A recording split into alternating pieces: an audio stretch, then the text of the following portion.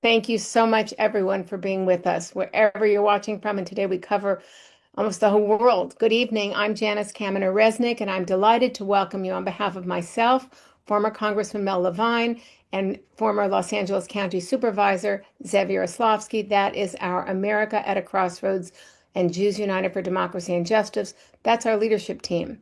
A special welcome to tonight's guest, formerly of the CIA and Department of Homeland Security, Stephen Cash. We are very interested in hearing about the organization which Stephen leads. It's called the Steady State. It's an organization comprised exclusively of former high-ranking U.S. intelligence officers.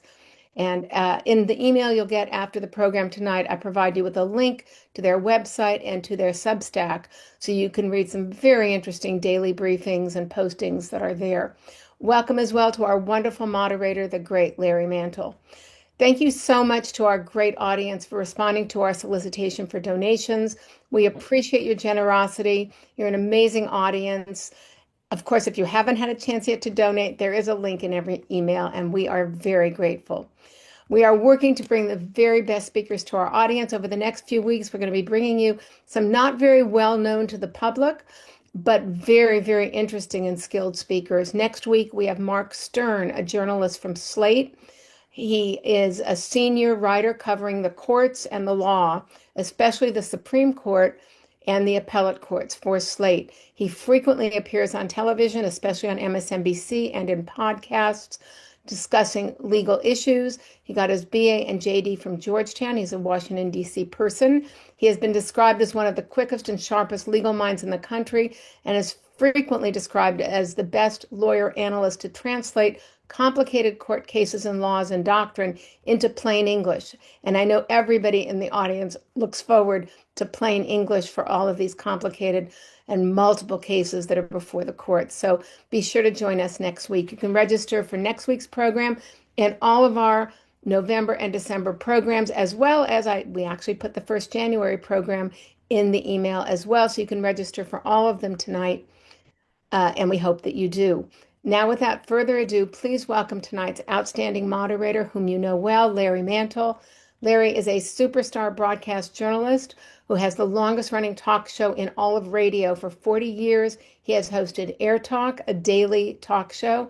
He's as knowledgeable about sports as he is about international finance, and his show covers every topic you can imagine, and he does it excellently and always with empathy and heart. So we love Larry, and we are very, very honored that he is a vital member of our America at a Crossroads team. Larry, the show is yours.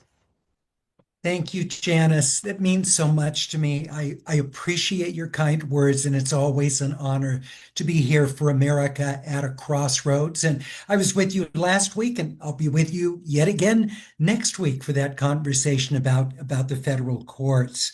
I particularly appreciate the topic we're going to be speaking about tonight. I see we have a tremendous number of people that are in our viewership tonight. We appreciate that. Wonderful to have international viewers, not just in Canada, but also in Colombia, in Poland, and elsewhere in the world. We welcome all of you. Wonderful to have you with us. Our guest, Stephen Call, started at the CIA as an attorney before moving to the operations side of the agency. His specialty was counterterrorism analysis, focused on Hezbollah, the Balkans, and other regions. After leaving the CIA, he joined the Senate Select Committee on Intelligence and found himself assigned to California's Dianne Feinstein. He joined her staff prior to 9/11. After that, his job understandably changed significantly with the creation of the Department of Homeland Security, the Director of National Intelligence position, and the passage of the Patriot Act. Following moves to the House and serving as Senator Feinstein's chief counsel, working in the private sector, Stephen was one of the founders of the Steady State. He's currently the executive director of the organization that Janice just told you a bit about.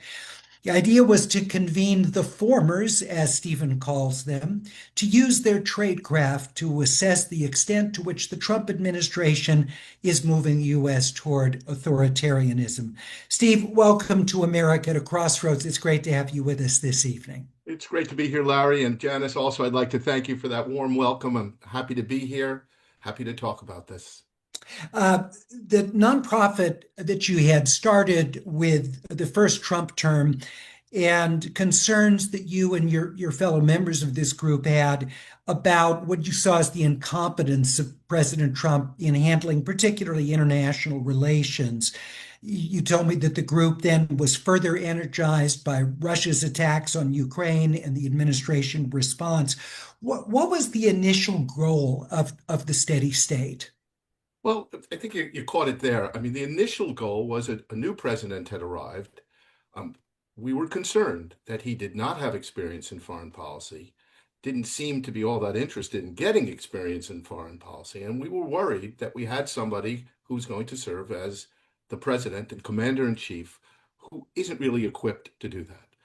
And a number of us, and when I say formers, I not only mean the CIA, I mean the entire national security community. In fact, the original nucleus was around 50-50 former CIA people and former State Department people. We worked together on issues, including the Balkans. We liked each other. We remembered working with each other. I don't know what their politics were. A lot of the people that I'd worked with at CIA didn't talk about it. And if they did, uh, it wasn't considered quite the right thing. You didn't talk about your politics there.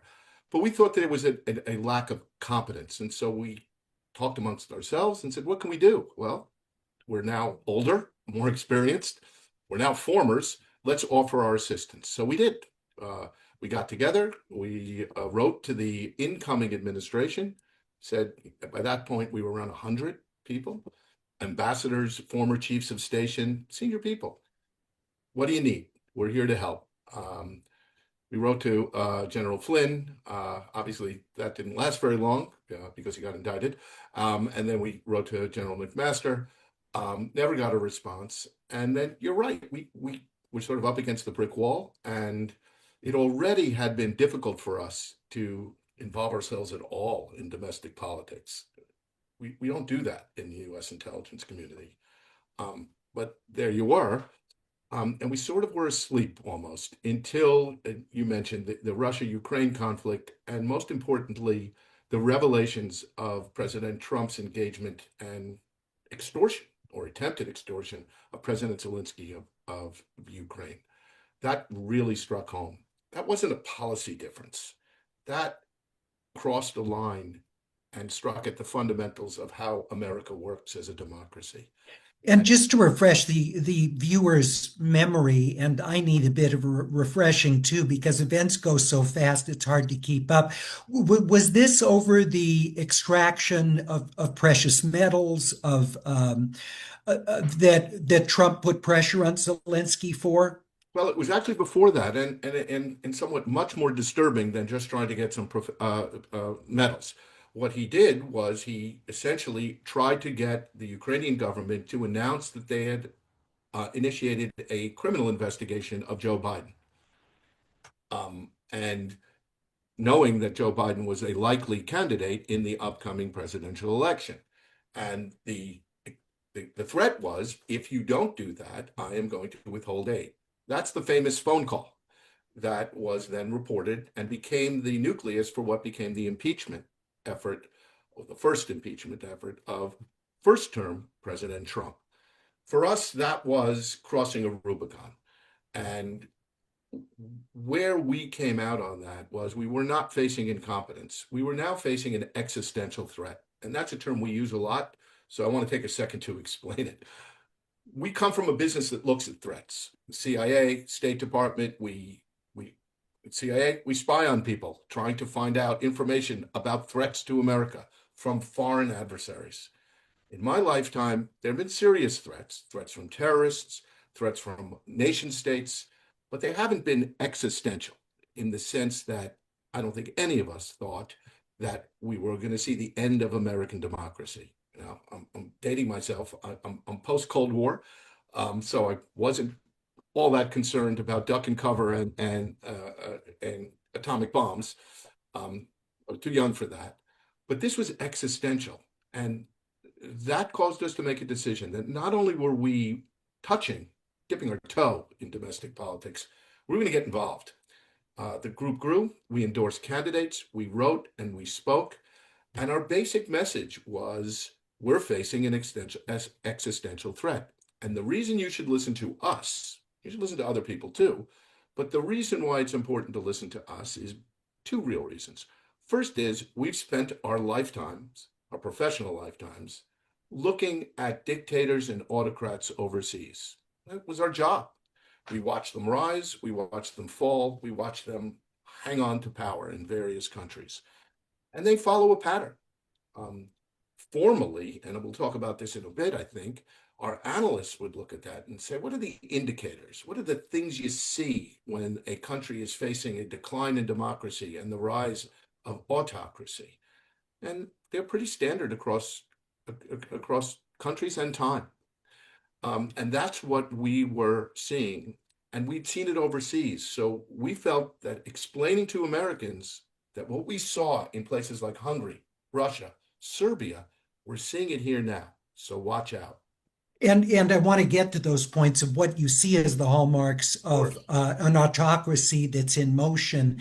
But I'm curious, you do make the point that autocracy has changed our sort of conception over time. So what is what you call competitive autocracy, what you see us dealing with globally now? Yeah. Well, let me contrast it to the sort of the old style dictator, and I'm not even quite sure that actually existed after the 18th century, which is the sort of the absolute ruler, the sort of Louis the 14th. I am the state and everything I say goes. That's probably oversimplifying even then, looking back.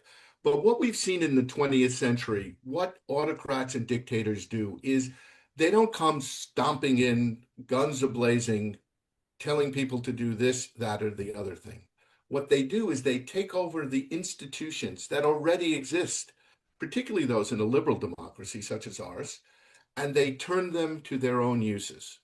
So a country may have functioning courts and a legal system, a functioning Congress or parliament, a civil society, a media, an industrial base that is the business world, a academia.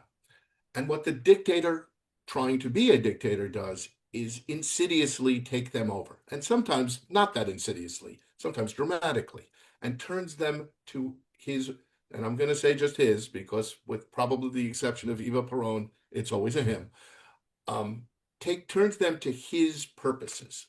And that's what we see and have seen pretty much since mid 20th century.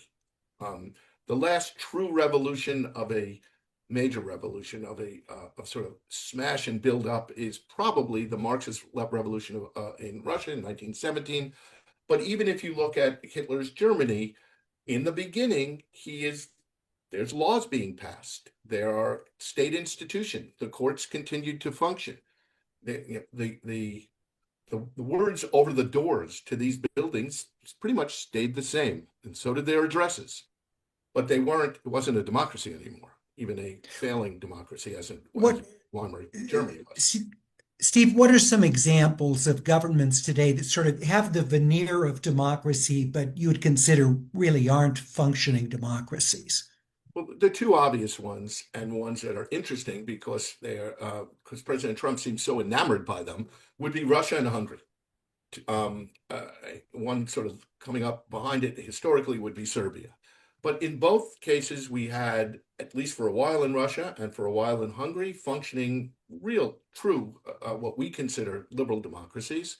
And they've been gradually taken over by somewhat charismatic leaders, Viktor Orban and Vladimir Putin, who have taken over the institutions of those countries and turned them into what nobody could really call a true, free, and liberal democracy in a Western tradition. There are probably others. Those are definitely the two that we're looking to, in part because explicitly they are looked to by this administration, which is instructive and chilling at the same time. So, Stephen, let's look at what those specific elements are that for you would be defining of an in process autocratic grab. What are those What do you things? see? Well, what our analysts would say you look at a way to think about it is look around you and see what are the institutions that make it a democracy. And if you look around the United States or you look in Hungary before Orban took over, or in Russia after the fall, but before Putin, you'd see a couple of boxes you'd put things into. Since we're talking here in media, I'll start with that. The free press, First Amendment, a press that can describe what's happening to the populace, explain, report, investigate. Second, you have the legal system, the courts, the lawyers, a system of judges that actually carry out the duties of a judge. The third would be the legislative body, the parliament, the Congress, whatever it is in that country, having some sort of balance with other branches of government. In our system, it's a tripartite system. So those would be, another one would be academia, where people learn to think and talk, and it's not just students, it's the faculty who get to stand back a little bit and think big thoughts and speak articulately about what's happening. That's an example of the places that if I line those all up and they're working, you'd look around and you'd say, I live in a democracy. This is how it works. And what you see with a dictator is on all those fronts, often at the same time, there's pressure put on. What the dictator realizes is the dictator has some of the levers of government, and if he uses them, he can put pressure on each of those elements. And what we have seen since January 20th, and what we saw in Hungary, and what we saw Putin do, and what we saw Hitler do, and Mussolini do, is turn to the business community and put pressure on the business community. I can use my regulators. I can use government contracts. I can use investigations. You turn to academia and you start telling them what they can teach and who they can teach it to and what they can say and what professors get hired, fired, or allowed. You turn to the media and which is of course a segment of the business community, and you start telling them you need an FCC license, or we need to know if we're going to allow you to merge with another media company, or we're going to see if we're going to allow your reporters to cover our War Department, as we now call it, or our White House. And if we don't like what you say, we're kicking you out, and you won't be able to report on the news because you won't be here. We put pressure on the judges and the legal profession. Shakespeare had it right with the famous quote, "First thing we'll do is kill all the lawyers," probably one of the most misinterpreted quotes in Shakespeare. It's not that lawyers are bad. The guy saying that is wanting to be working for a tyrant. And what he is saying is what you need to do is get rid of the lawyers and along with the judges. And we're seeing that. And finally, I left out one part, and that's another reason why my particular group has something important to say. The other thing that every dictator does is they take the security services, and I'm using a term there that we use in the intelligence community. We never really talk about in the United States the security services, by which I mean the FBI, the CIA, the Department of Defense. We don't call them the security services here. We call them the national security community or the intelligence community if you're just talking about the intelligence elements.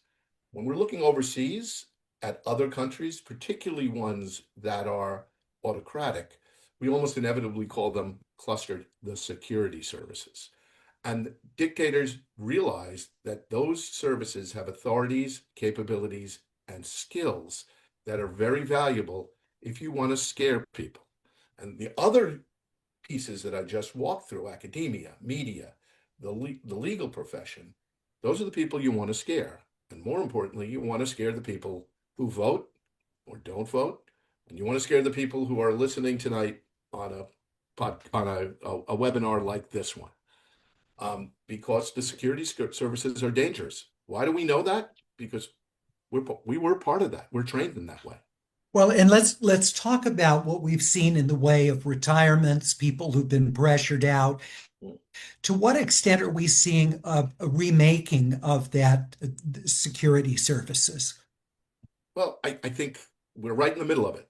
So the first thing we saw, one, I think it was made very clear what the president's intent was. I mean, I can personally attest that I resigned on January 20th because I was not going to continue working in a domestically focused intelligence agency for a president who would run on a campaign that I want to use my security services to go after my enemies. So you're going to lose a lot of people that way. We then saw losing people who were reporting intelligence that did not fit with the narrative the president wanted. And that, by the way, touches on another common aspect of autocrats and dictators.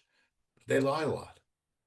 Their connection with reality is situational and self-interested. And the problem with having a really good intelligence service gives the leaders truth, whether they like it or not. That's really the role of the CIA, despite what you see in the movies. And that's the role of the State Department, to advise the president on what's happening in the world. Well, dictators generally don't like to hear news from that quarter that isn't in accord with their view of preferred reality. And so those people started to get fired. And now what we're seeing is loyalty tests, people being fired because they had once tweeted something that criticized Donald Trump. So we are refilling up the intelligence services, the State Department, with people whose primary characteristic is personal loyalty to Donald Trump and the people around him. And that is not the way it was throughout the community. Steve, supporters of the president, their argument might well be that there's been a lack of accountability of administrative staff, and what used to be called non-pejoratively the deep state, now that's taken on with critics sort of conspiratorial tinge to it. But the notion of the deep state, as predates that. This idea that you've kind of got this other functioning alongside the elected government, this other government that goes on, regardless of the administration, that really isn't directly responsive to the American people. So supporters of the president would argue, well, yeah, he may be absorbed with loyalty and his own vanities here, but this is an important thing to do. You've got this unaccountable deep state with people who are generally on the liberal side. They sort of keep the same policies, things intact, regardless of who the president is, and that this needs to be shaken up. They need to be held accountable by someone who's elected, like a president. So what's your response to that worldview? Well, I mean, there are a couple there. I mean, first of all, just saying you need to be held accountable requires a second sentence, which is you need to be held accountable for fill in the blank. In other words, I think you did wrong and you need to be held accountable for it. If you're just yelling, you need to be held accountable, and therefore I am going to inflict pain on you and require loyalty, you're losing, you've not offered up the justification for accountability. The second problem is, they may think there's no accountability, but there certainly is. You are responsible for carrying out your duties in a heavily regulated, heavily overseen environment. So, and that's not just the national security community. But let me use the CIA as an example. When I worked at the CIA, the people looking over my shoulder to hold me accountable were my immediate bosses, of course, going all the way up to the director, who was appointed by the president, but also an inspector general, and also a general counsel, and also a Senate Intelligence Committee and a House Intelligence Committee. Republicans and Democrats on both of them structured so both parties get to do oversight and hold people accountable. And I can tell you, they do. So the idea that you just sort of trumpet the idea of, oh, we're here to clean up the swamp and the deep state. I mean, they're great bumper stickers, but they just simply are not true. By the way, we are called the steady state as a slight attempt at humor from a group of people who aren't always the funniest people in the room. It's sort of a pun on it. But if you ask the people who are saying that, what is it that you want those people held? What they do wrong? What you will hear is Benghazi, or you will hear what we're now calling Arctic frost, which is entirely debunked. That's the so-called Russia hoax. The bipartisan Senate Intelligence Committee, led by Marco Rubio, wrote an exhaustive report on Russian interference in the election. and came up with that nobody had done anything wrong. And in fact, there was Russian interference in the election. Whether there was conspiracy and complicity, we don't know. But I test that. And I did one more thing when people sort of say, well, they're all liberal. I, I worked a bunch of years at CIA. I don't know if you walk the halls and you got people to talk about their politics, which you probably wouldn't be able to do, whether you would find them to be particularly liberal. Well, let's take the State Department though, and I know you didn't work there, but you have a Work with them. membership that's significantly, yeah, State Department people, and the case is that the State Department is really full of people who are generally internationalists. They're not America First people. So you've got a president who ran on an America First platform and sort of, we're not going to be internationalists anymore, and this is a new day. So we have a president who was elected on that platform. You've got a State Department that arguably is dominant of people who are internationalists the way America's done things in the past. So what's wrong? Well, Suppose the president would say with turning 180 degrees from what the State Department has been focused on historically. Well, first of all, I think the State Department people that I've worked with, and again, I don't really know their politics, would say having a strong diplomatic corps coupled with a strong military, coupled with strong economic intersection, and having alliances is how you get to America first.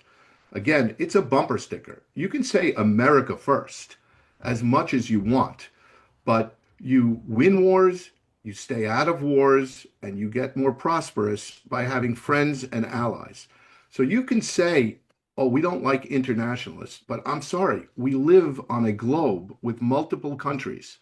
Now, unless you want to, forage for berries and grains and try to hunt with a bow and arrow, in a modern world, you don't have a choice. We live on a single place with a lot of countries.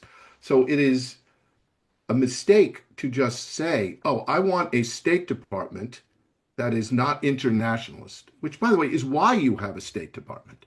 And the destruction of the State Department, destruction, by the way, which is accomplished through ignoring that whole structure, the laws, the appropriations, the role of Congress. By destroying the State Department, you are destroying America's power. Again, the president can say, we are stronger and more respected around the world than we've ever been, and everybody I talk to in the world loves us. He's just simply wrong. We are damaging alliances that have kept us safe since the end of the Second World War. We are damaging trade partners that have kept us incredibly prosperous. Almost everything in my house right now, or most of it, comes from or has parts from all around the world. That's why I'm allowed to have all this stuff and I can pay for it. We're destroying that. We're destroying the environment. We're destroying the trust other nations have with us. Just today, our dearest and oldest intelligence partners announced that they will no longer be sharing intelligence with us, at least on drug trafficking. Colombia just said the same thing. It's been reported that the Dutch are saying the same thing. Our NATO allies are preparing to form a much stronger and unilaterally controlled military. None of that is America first. Since you raised that issue and brought up the UK with that announcement about sharing intelligence, what are your biggest concerns about military action against boats in the Caribbean and in the Pacific that are alleged to have been used by drug traffickers? Well, one, as I view it, it's a crime. And it has never been the policy of the United States to execute people who are our enemies, except on the battlefield. We don't just go kill people who we think are bad. Put aside whether the allegations are supported by anything. It appears they're not particularly well supported, and it looks like many of the people on those boats were poor fishermen who maybe knew that they were moving drugs, and it's pretty certain not to the United States. But it's against international law. It's probably against U.S. law. It's almost certainly against the War Powers Act. Let me phrase it in a slightly different way, and I'm getting this from a former assistant U.S. attorney and the former mayor of Miami who wrote a column in the Miami Herald the other day. And he asked this questions of Americans. If instead of the video of those boats being blown up, being from above, 300 feet, we didn't use one of those missiles. We boarded the boat, and U.S. sailors boarded those boats, lined up everybody on the boat, and shot them in the back of the head. How would Americans feel about that? Would we be having this conversation? I don't think so. Now, put aside whether it's illegal or consistent with American values, it's also pretty stupid in that it's not helping us address drug issues, and it's damaging our relationships with our strongest allies. That's why the Brits are not going to give us intel on that anymore, because they're afraid we're going to use it to kill people. So, Stephen, what are the concerns of your membership? I know some of your members are anonymous, that you've protected their identities, but what are their concerns about being targeted for prosecution or action by the Trump administration? Well, they've been very clear. The DNI, Tulsi Gabbard, and the Attorney General and the President of the United States have all publicly stated, including listing names and then sort of the people with those, that they want them to go to jail. Everybody from John Brennan to, I guess, most recently, Barack Obama. There's a grand conspiracy. We are seeing already prosecutions of enemies of Donald Trump, former Director Comey, Letitia James, the Attorney General of New York, with almost patently trumped up show charges. They couldn't get assistant U.S. attorneys to be willing to go into the grand jury to present the case. I started my career as a prosecutor. It would, the idea that you cannot get your prosecutors to feel they ethically can present to a grand jury is unbelievable for me. So the fear is real. And let me echo back what I said earlier tonight, which is this is exactly what all the other dictators do. They purge the security services. And I mentioned why they need to do that, because you want a loyal security service. When I was at the Department of Homeland Security, one of my jobs was to give a little sort of welcome new people to the Department of Homeland Security. I worked in the intelligence function. It's called the Office of Intelligence and Analysis. And one of the things I said to them, and this is during the Biden administration, I said, you work for the domestic security service of the United States alongside the FBI. And I want you to think about all the grainy old photographs you've seen of dictators on the balcony. And I'm thinking Mussolini in Rome, but there's a lot of those pictures. There's always two guys standing behind him in the shadows. One guy leads the army, the other guy leads the domestic intelligence service. And that's where you work. And in all those other countries, the job of the domestic intelligence service is to put that guy on the balcony and keep him on the balcony. And you will never, ever, ever want to do that. So welcome aboard. That's my cheery greeting to the new young people coming aboard DHS, which is a crazy place to work, by the way. But that's important. Yeah.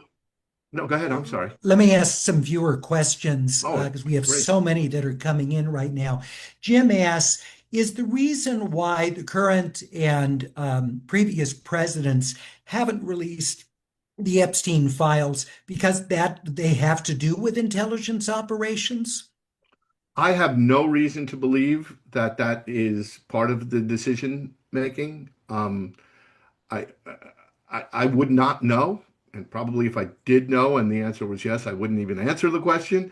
But I've seen nothing in the press that leads me to believe that. It's particularly after the revelations this afternoon. So I'd be stunned if that's the reason. And I do not think, it was a different situation during the earlier investigations when they were ongoing investigations up until the end. Then you don't release that kind of things. And it's not to protect intelligence equities. It's one, you have something called grand jury secrecy. It's a crime to release a lot of that information. You're not allowed to, and it is terrible from an investigatory point of view to release information while an investigation's ongoing. So the short answer We is have no. Leonard asks, what can we do to stop what Leonard sees as the premeditated murder of suspected drug traffickers? Unfortunately, there's nothing you can do, but your elected representatives can. And I suspect we'll get some other questions along the lines of what can we do in the face of the general assessment. But in this particular case, um, the people who control this right now, or have the ability to, is the United States Congress. And hearing from their constituents that you want this stopped, that you think it's inappropriate for America to be doing this, it actually does make a difference. I can tell you from my time working for Senator Feinstein, if you ever called her office, she actually saw a total of what you said and took it home every night and then had questions about it the next day. Most of them do that. So call and write, speak, write a letter to the editor, um, talk to your friends, and get smart on it. There's a lot of information out there. I just want to remind our viewers you can ask your questions in the Q&A at the bottom of the page, and please share with us your first name. Barbara asks your thoughts about President Trump sending the aircraft carrier towards Venezuela. Do you think that the president will invade Venezuela, send troops in? It's Barbara, that's a great question. He certainly is rattling sabers as if he wants to. I have found it very difficult to try to predict what he will do, in part because it does not appear that he has a true coherent foreign policy, nor does he have a true coherent domestic policy, other than the drive towards accreting power. So whether or not he will use those forces, now I can tell you, and you don't have to be a great student of history, you know, sending troops into a foreign country, particularly one that is well developed, populous, as a military tradition, could be a disaster. Venezuela is not going to be driving a bunch of tanks across an empty desert and blowing up Saddam Hussein's ancient tanks. But I have no idea what he will do or why he's even doing this. I mean, he is saying it's because of fentanyl, and as far as I understand, Venezuela does not actually produce fentanyl. There may be some fentanyl transshipped through Venezuela. It's not a fentanyl producer. So that's the Robert thing I don't asks, know. I'm sorry, go ahead. Robert, Robert asks about the possibility of a large-scale terrorist attack on the U.S. And to what extent do you feel like the president and the U.S. government generally is prepared to respond?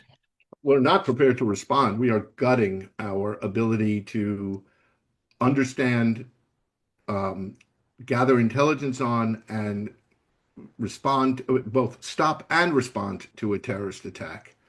Um, we are increasing the likelihood that non-state actors would want to strike us because we are hitting at exactly the points that have fostered the kind of anti-American hatred that can generate a 9/11 kind of attack. We've diverted a huge amount of our resources that had been looking at foreign terrorism and pointed them at immigration and a new fascination, and it seems like a replacement to look at what is now being called domestic terrorism, Antifa, and whatever that is. Um, so we are, at least in my view, much more vulnerable and much more likely to have a terrorist attack. We have a couple of viewers who've asked about the role of billionaires and who are concerned that billionaires essentially are conspiring to overturn democratic norms, that they would benefit if we end up with essentially militarized law enforcement and the Constitution is gutted. Obviously, the billionaires have made their money under the old rules. So I don't quite understand why they would want to do that in the view of these viewers, but can you speak to their concerns? Yeah, and I think I understand where that concern comes from because I think you're right, Larry. In general, you would think that the business community would realize that, for instance, destruction of meaningful courts isn't good for business. Randomly assigned tariffs, not good for business. I had asked somebody who's a Russia person if anybody had ever done a comparison of the 100 biggest Russian companies the year before Putin and the 100 biggest companies 5 years into Putin, how many of those earlier ones were no longer existing, and how many of them had their CEOs been thrown out of a window. Um, but I think what the reason that question's being asked is it does seem that we have a different kind of billionaire at the moment, largely out of, no offense to California, but the northern part of your state, um, in the tech industry, who are, I think, less predictable. Many of them, Peter Thiel, I'm talking about, or obviously Musk, have a sort of uh, almost cinematic view of a future world in which would look more like science fiction, but where they would, I guess, be our overlords. Um, so I think that's why people are concerned. I actually don't know any of those people. I just read what I read in the papers. I don't know if they take any of that seriously. I mean, does Elon Musk really want to go and lead humanity to a planet on which will save Earth? Or does he just want to have more money? I don't know. But I can Well, understand where that question comes from. but of course, that's, a tiny percentage of billionaires. They're the most high profile because they say outrageous things and get Yeah. a lot of attention. So, I mean, I wonder, is that representative? Not surprisingly, Musk and Trump, of course, had their falling out after Yeah. working together, as Trump has with everybody Yeah. who works with him. So, to what extent do you feel like the uber rich, for a lack of a better term, who have gained tax advantages under the current administration, really are looking to somehow see an overthrow of historic norms to benefit them? Do you think that is a realistic concern? I'm, I don't think so. I think you know everybody wants their taxes lower. Everybody wants to be able to sell more and at a higher price. That's how business works. I think most American businessmen, even at the top levels, with the exception of the people we were talking about, understand that their wealth comes from a structured system that encourages free speech, encourages development, adjudicates disputes fairly, is not completely not corrupt, but is generally not corrupt. Um, Now, do they think under the pressure they're under that they need to cozy up to this president for fear of damage? Yeah, I think that's probably right. In fact, there's been a couple of stories written recently. We wrote one of them, but I've seen a number, which is sort of assessing. The New Yorker had a great piece on it. Why are American business not pushing back? And I think a lot of it's, I'm going back to the indicators we talked about. This is what dictators do.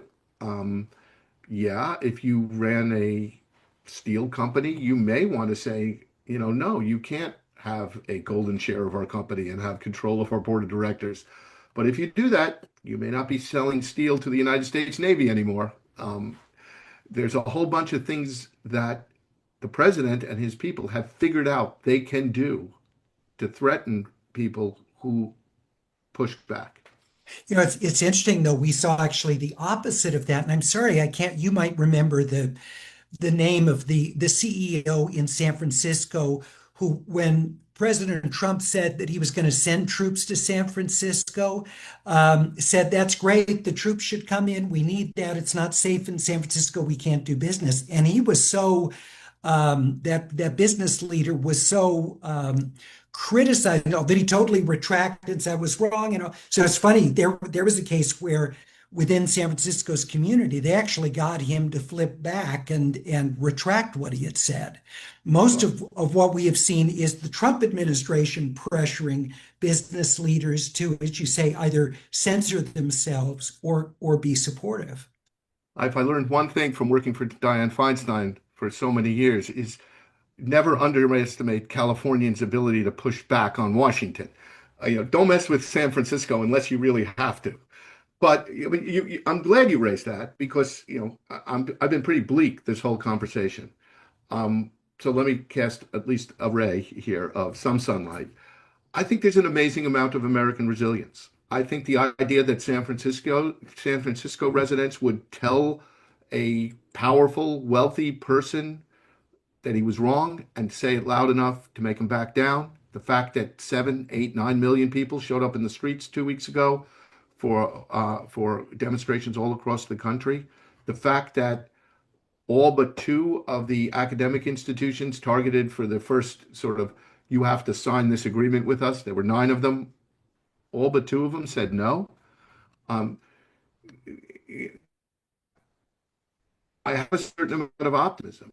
Um, Americans are tougher than I think Donald Trump thinks they are. I think Americans are smarter than Donald Trump thinks they are. And I think our institutions are stronger than he thinks they are. Look how our federal district judges have been pushing back, despite having a Supreme Court that probably is not going to back them up. Um, Look how, in many cities, it's not just San Francisco. Look what's happening in Chicago, in New York. New York just elected a person on the anti-Trump ballot practically. So I have a certain amount of optimism that there's been a miscalculation. Not all the dictators that we've seen overseas triumph. Brian says the administration's Winning the Race, America's AI Action Plan, portrays the U.S.'s domination of artificial intelligence as imperative for national security. The argument is we've got to beat China at AI, or it's a national security threat to the U.S. And Brian asked, do you agree with that? We certainly have to be in the game on AI, and we certainly can't let the Chinese or anybody else take such dominance of any particular industry, particularly one that's likely to affect the rest of our lives in such dramatic ways, including that part of our national life that defends the nation. There's no question about that. On the other hand, the language in that particular plan is almost identical to the language that is used in every discussion of whatever we are competing with another country, whether it is you can't raise the price of coffee, or you can't have solar, or the Europeans are not fair to us in selling us cheese. It's always cast as a national security threat. And again, right out of the playbook. I mean, it's always a national security threat. And that justifies declaring an emergency, justifies declaring that the president needs to save us, and nobody else can. We can't look to Congress. Um, we need to pass these laws, which I will issue by executive order, which are of course not laws. Um, so I've gone a little bit of afield from your question. But again, the short answer is AI is a national security concern. It is such a powerful piece of technology. It's probably up there with, nuke and computers themselves. So, yeah. Francisco asks, what options are there if Trump decides to disregard the 25th Amendment and if there's still Republican control of both houses of Congress and Congress doesn't attempt to stop him? What would be the power to stop the president in that case? If I mean, that's the nightmare scenario, and we're getting some close. What happens when the president doesn't press the limits, press the guardrails, but steps completely over them? Um, Historically, what happens is there are a number of things.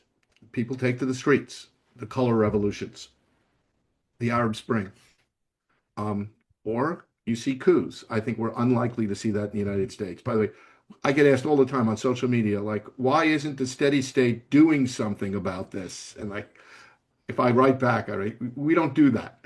Um, but if he decides to do that and he's backed up by the military, there's not much that can be done unless the people take to the streets. You start running out of options. And the important thing now is to resist the flood of actions. It's on every front. It's exhausting. It's confusing. This is Steve Bannon's flood the zone. Um, we all need to stay focused. We need to make alliances among people that we normally wouldn't. The year before this election, I can name 5 or 6 issues, including issues near and dear to the people who are listening tonight, that really roiled this country. It roiled our campuses. It roiled our public discourse. Lots of of passionate argument on multiple sides of issues. I don't have to list them. But what's in danger is that our ability to have those arguments, because they won't be decided by passionate argument in the square or on a college campus or in the voting booth. They'll be decided in the Situation Room of the White House. Lisa says, I'm a retired Foreign Service officer, and I share Stephen's concerns about the destruction of the State Department and our broader professional foreign affairs and intelligence communities. I'm wondering, Stephen, what you think a new administration in 2028 would have to do to restore our former greatness or at least competence.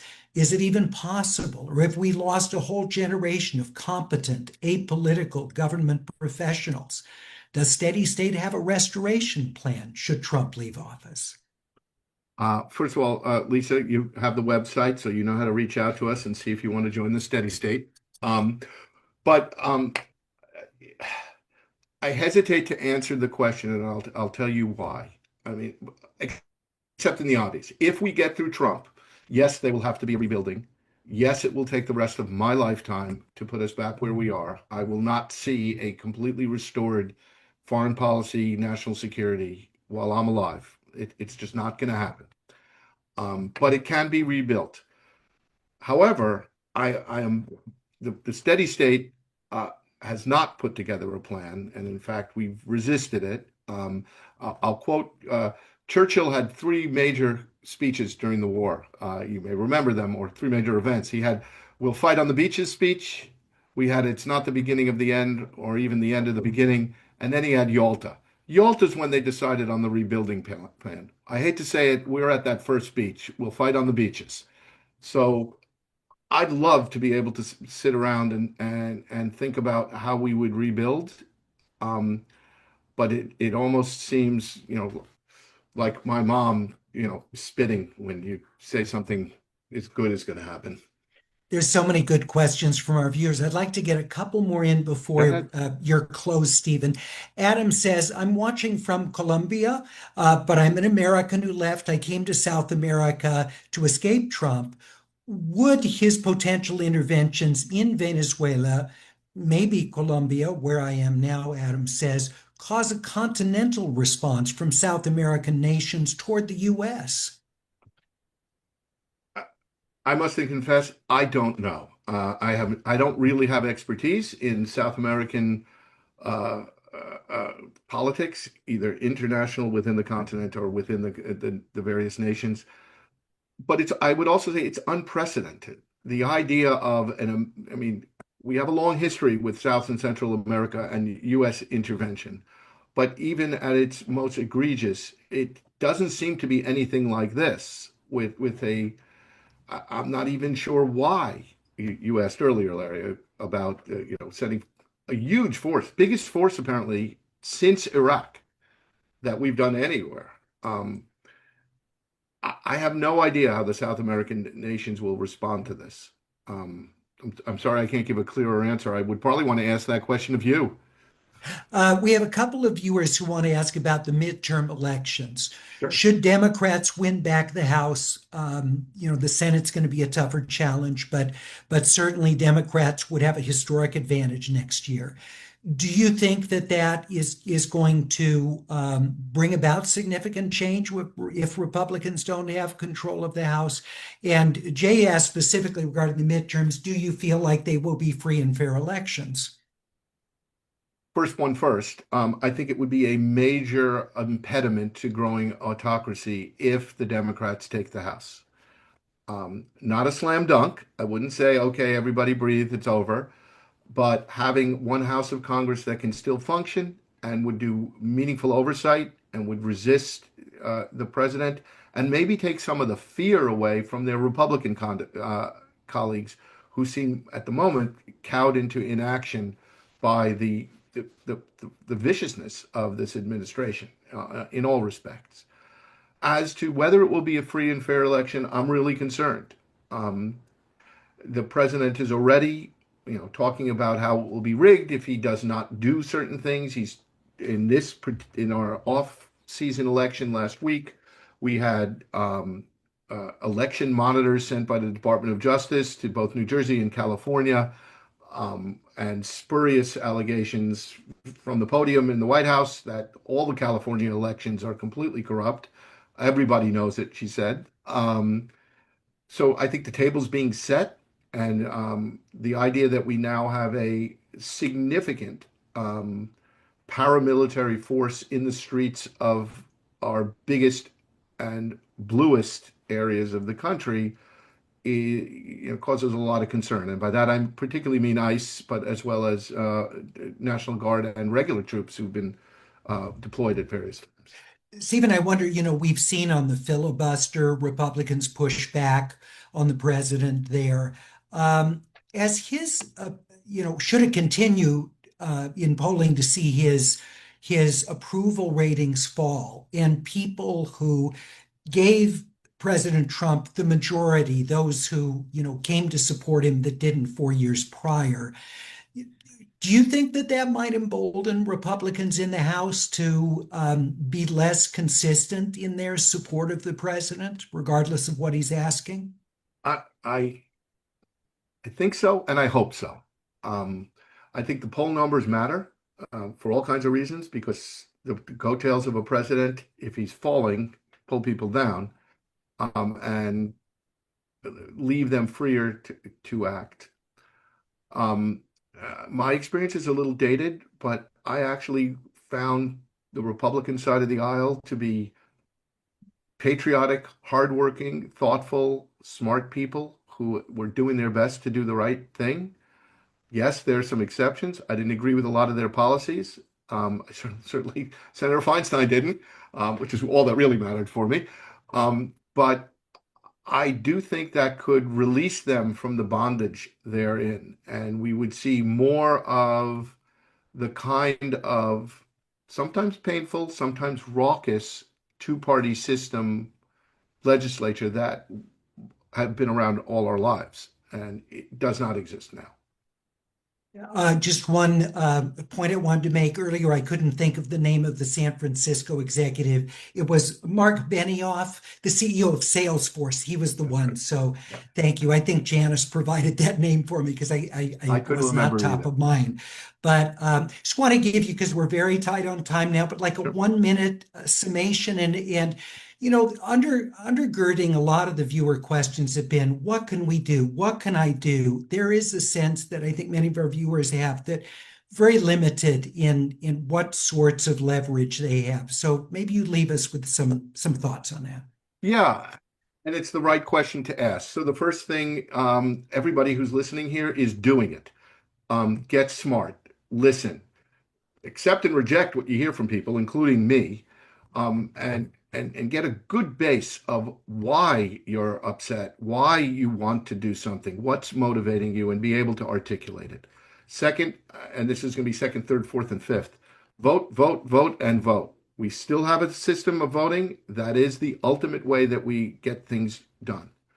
Third, speak, write, call, talk. You have more leverage than you think you do. Individually, no, you don't. I mean, nobody's going to call up their senator and like suddenly the flashing light goes off in their office. What a call we got. But enough of you call, and enough of you call from different places, and it's thoughtful and smart. The message you leave, that starts to make a difference. Money. It's going to be really hard to field candidates in coming elections. I think we're all going to have to dig down into pockets. Um, it's going to be very hard for a lot of people to donate money the way they did for candidates. Places like Act Blue are already under investigation, or at least they say they are. It's going to be risky. to give money. And I'll leave you with a negative and a positive. I said at the beginning, we haven't faced an existential threat. We talk about one, often talk about World War II, the greatest generation, they rose to the occasion. I always thought it would be sort of great that I didn't have to rise to the occasion, but I'm sorry, we're here. This is our moment. Everybody on this call, this is the moment that you need to think about what risks you'll take, what effort you'll put into, what blood, sweat, and tears you'll put into doing this. But it's all about organizing, making alliances, speaking, writing, and voting. Stephen, thank you very much for being with us this evening. Thank you, And Larry. we covered a lot of ground, a lot We of did. topics in this hour. And that was thanks to you and how concisely you were able to express some pretty complex ideas. Thank you for joining us tonight. We Thank you appreciate it. for having me, Larry, and thank you everybody for listening. And I just want to say, hold fast. Here's my Thank you so much. And thank you to watching this evening's program. Again, these are the kinds of conversations that we hear from you are so meaningful. I get stopped so often by people who say, hey, those Wednesday night programs, America to Crossroads, we schedule our Wednesday nights around them. The guests are terrific. Well, please, if that's your sentiment, you haven't yet made a tax-deductible contribution, please do so now. You can go to JewsUnitedForDemocracy.org. That's JewsUnitedForDemocracy.org that puts on these programs. This is all done as a nonprofit entity to bring these issues of public concern to you each and every week. Just a reminder, next week, I'll be back talking with Slate senior writer Mark Joseph Stern about the federal courts and the contentious political environment in which they're being asked to decide the limits of executive, congressional, and judicial authority. I know it's going to be a very intense conversation, a lot to talk about. Almost certainly we'll have something right out of the headlines to talk about with Mark. That's next Wednesday, our usual time, 5 o'clock Pacific. We look forward to seeing you then. Until then, have a great coming days.